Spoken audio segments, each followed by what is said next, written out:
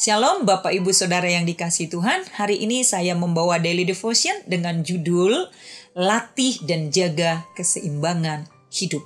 Bapak Ibu Saudara, saya pernah menjalankan hidup yang salah dan keliru, pemikiran yang tidak benar, kehidupan yang tidak seimbang. Sekalipun saya terlahir dari keluarga beragama Kristen karena orang tua saya Kristen, sekalipun saya ke gereja dari kecil oleh karena tuntutan sosial, tuntutan persahabatan, tuntutan dari orang tua saya, dan tuntutan dari pendidikan atau sekolah yang mengharuskan saya dari kecil sampai SMA harus ke gereja, tetapi saya tidak pernah hidup di dalam rencana dan kehendak Tuhan. Saya tidak percaya Tuhan, saya tidak percaya sesuatu yang tidak bisa dilihat, tidak bisa diraba, sama seperti saya tidak percaya setan.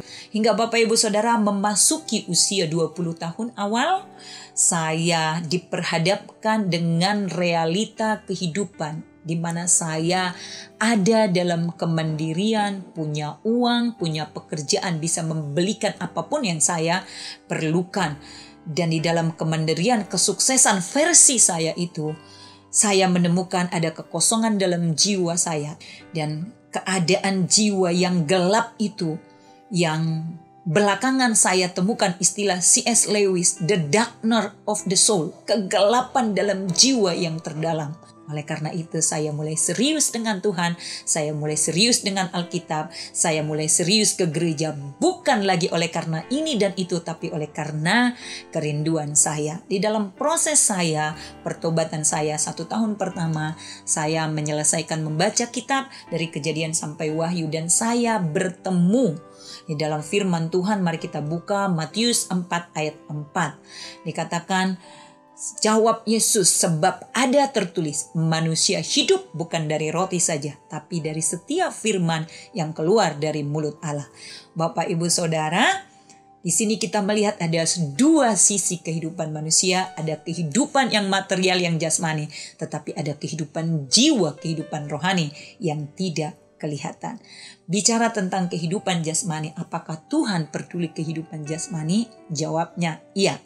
Di dalam doa Bapa kami, Matius 6 ayat yang ke-11, yang diajarkan untuk kita minta, berikanlah kami makanan kami yang secukupnya hari ini. Berarti kita harus makan secukupnya, kita harus makan gizi seimbang, gizi yang cukup, yang sehat. Kita juga harus berolahraga, kita juga harus istirahat yang baik, supaya kehidupan jasmani kita menjadi kehidupan yang sehat. Tetapi Bapak Ibu Saudara, di atas kehidupan jasmani ini, kita harus lebih memperhatikan sisi yang kedua, manusia rohani kita. Bapak Ibu Saudara, cenderungnya kita dan manusia terlalu memperhatikan kehidupan jasmani kita, tapi tidak memperhatikan kehidupan rohani kita. Kebutuhan atau kehidupan rohani itu terdiri dari pemikiran kita, emosi atau perasaan kita, dan juga alam sadar dan alam bawah sadar kita, intuisi, keyakinan, dan lain sebagainya, kehendak. Itulah kehidupan rohani atau kehidupan manusia rohani kita. Bagaimana kita merawat kehidupan rohani, manusia rohani, jiwa kita, memberi makan itu dari firman Tuhan. Dalam Yosua pasal 1 ayat 8 dikatakan, jangan lupa memperkatakan kitab Taurat ini, tetapi renungkanlah itu siang dan malam supaya engkau berhasil dan hati-hati dalam bertindak. Sama di dalam Mazmur 1 ayat 1 juga dikatakan bahwa yang kesukaannya ialah Taurat Tuhan, yang merenungkannya siang dan malam.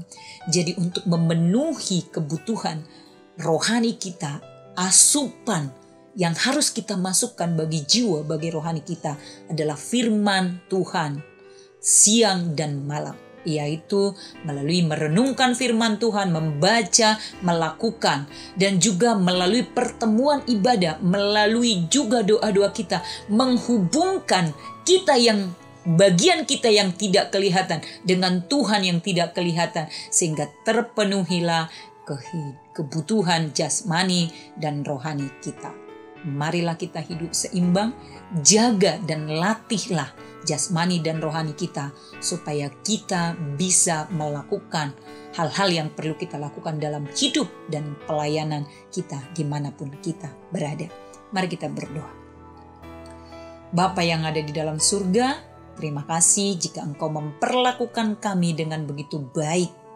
Antara jasmani dan rohani kami Engkau sediakan kebutuhan-kebutuhan untuk itu. Untuk itu Tuhan tolong kami oleh kekuatan-Mu, oleh hikmat-Mu, supaya kami melatih jasmani dan rohani kami menjadi pribadi-pribadi yang sehat jasmani dan rohani. Mementingkan kehidupan jasmani sama pentingnya kehidupan rohani dan sebaliknya. Tuhan tolong kami. Terima kasih Bapa. Ini kehidupan kami. Segala pujian syukur kemuliaan bagi nama-Mu. Dalam nama Tuhan Yesus kami berdoa dan kami mengucap syukur. Haleluya. Amin.